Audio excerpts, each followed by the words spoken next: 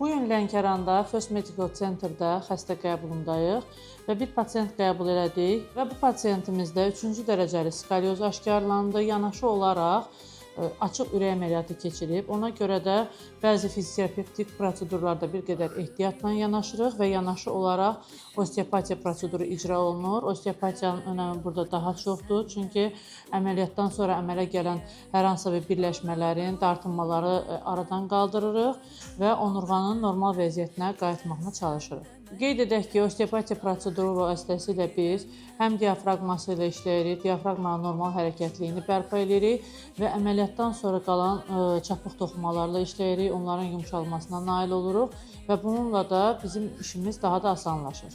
Yanaşı olaraq pasiyentimizdə çanaqda da əyriliklər var və bu əyriliklərlə də osteopatiya texnikaları vasitəsilə işləyirik. Həm çanaqla, həm diafraqma ilə birlikdə işlədikdə onurğanın düzlənməsi üçün daha rahat nəticələr əldə edə bilirik.